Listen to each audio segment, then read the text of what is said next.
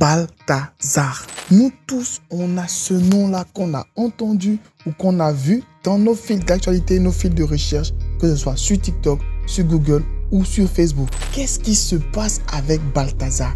Qui est Balthazar? Pourquoi Balthazar? Mais d'où sort Balthazar? Donc si vous êtes en Côte d'Ivoire, en Afrique ou même surtout en Guinée équatoriale, voire au Cameroun, vous avez sûrement vu passer dans ce fil d'actualité-là Balthazar. Et il y a des gens qui cherchent à comprendre cette histoire de Balthazar, d'où il sort, comment il est, où il va, mais où sont donc les vidéos?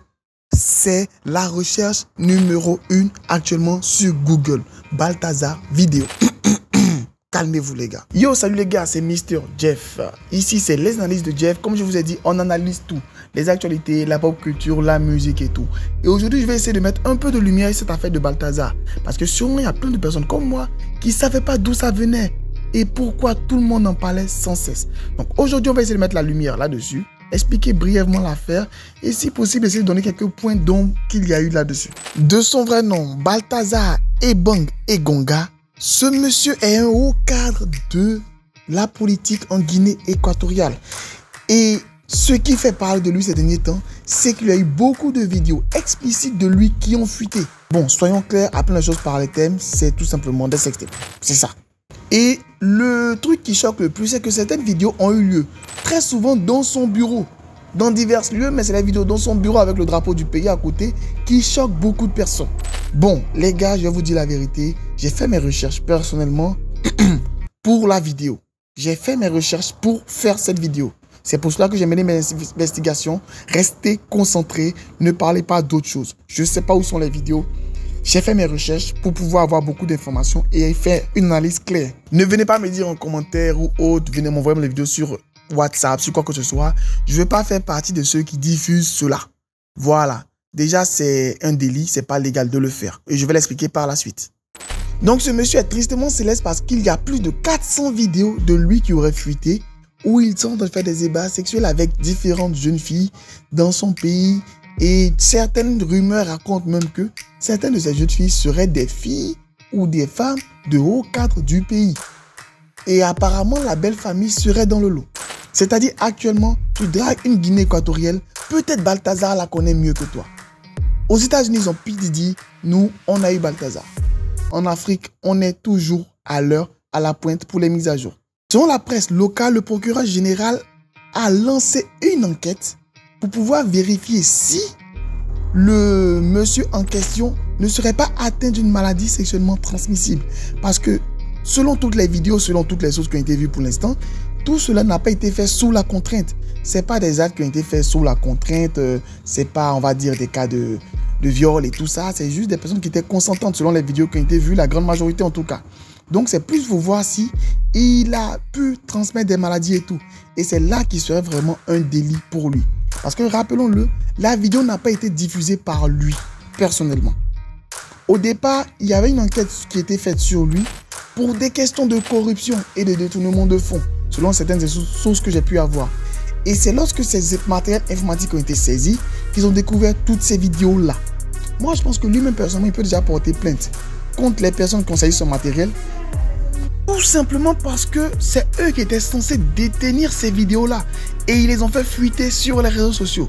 Donc là, déjà, il peut s'en prendre directement à eux, pouvoir porter plainte ou chercher à savoir qui sont les personnes qui ont fait fuiter cela.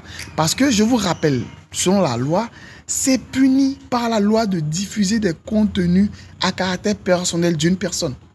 Parce que c'est vrai, il a fait ces trucs, c'est ses bails à lui. On ne va pas le juger. C'est vrai que plus de 400 vidéos, certaines personnes ont dit plus de 400 femmes, c'est 400 vidéos. Peut-être il y a d'autres qui sont 2 ou 3 dans les vidéos. Et pour l'instant, les 400 vidéos ne sont pas encore sorties. Il y a déjà de gros noms qui sont sortis. Donc pour l'instant, on ne peut pas le mettre en prison pour cela. À part si on peut dire qu'il a déshonoré peut-être un truc, son bureau et tout ça. Mais bref, pour l'instant, légalement, il n'y a pas grand-chose à faire. Mais les vraies personnes dans les difficultés sont les femmes qui sont vues dans les vidéos là. Parce que je vous dis, la majorité est consentante et tout ça.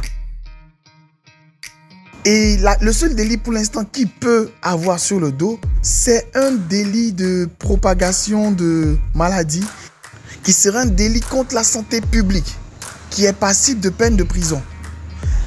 Mais pour l'instant, il ne risque pas grand-chose. Bon, forcément, il sera remercié et tout, mais pour l'instant, il n'y a pas grand-chose.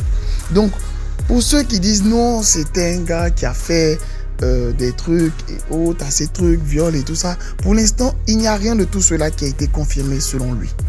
Mais ce cas-là met la lumière sur un fait assez marquant qu'on retrouve assez couramment partout. Et rappelons que même en Côte d'Ivoire, on a connu cela avec l'affaire de la secrétaire du plateau. Il y a plusieurs cas de ce genre qui se passent dans les bureaux et tout. Et c'est lui peut-être qui a fait que maintenant on met le doigt là-dessus, mais c'est un truc qui est assez courant et assez régulier. Parce que qu'on le veuille ou non, il y a plein de jeunes filles dans la société. C'est vrai que dans la vidéo, on pas soumis à des contraintes et tout ça, mais qui sont soumis à ce qu'on appelle le droit de cuissage. Et vraiment, beaucoup de jeunes filles en souffrent. Ça peut être des personnes dans l'art, dans le domaine professionnel et tout, mais des hommes haut placés vont forcément leur mettre des contraintes, on va dire, de ce genre-là, avant de leur accorder certaines faveurs. Et il y en a plein.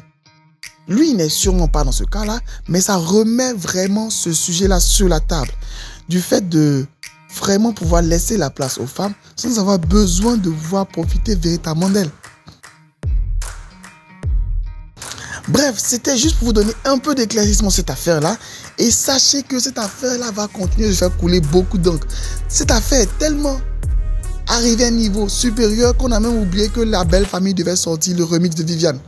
Bon, eux aussi, ils veulent sortir un clip. Il y a plein de pages camerounaises et autres qui ont sorti la vidéo en même temps pour pouvoir bouffer les vues. Bref, restez concentrés. Donc, c'était une petite analyse rapide de cette affaire de Balthazar pour vous expliquer réellement ce qui se passe. Et vraiment dit, il faudrait vraiment qu'on pense à vous pouvoir accorder une femme beaucoup plus importante aux femmes. Parce que c'est vrai qu'on dit non, elles n'étaient pas sous la contrainte et tout. Mais comme je l'ai dit, beaucoup de femmes subissent ce genre de pression pour pouvoir avoir des faveurs. Donc, ne jugez pas personne, ne jugez pas le gars en question parce qu'on ne connaît pas ses réalités. Ne jugez pas également les femmes parce qu'on ne connaît pas leur réalité, pourquoi elles sont venues à faire cela. Bref, c'est juste pour pouvoir vous expliquer réellement ce qui s'est passé parce que tout le monde se pose la question de savoir ce qu'il y a eu réellement dans cette affaire-là. Mais pour l'instant, rien n'a été encore fait comme jugement parce que la justice poursuit son cours pour pouvoir savoir qui a quel niveau de responsabilité dans cette affaire-là. Et pour l'instant, l'affaire n'est pas encore devenue pénale au moment où je fais cette vidéo. Bref, abonnez-vous pour encore plus d'actualités, encore plus de décryptage de la part de Mr Jeff. Et on se retrouve pour une prochaine vidéo. Bye, Jeff.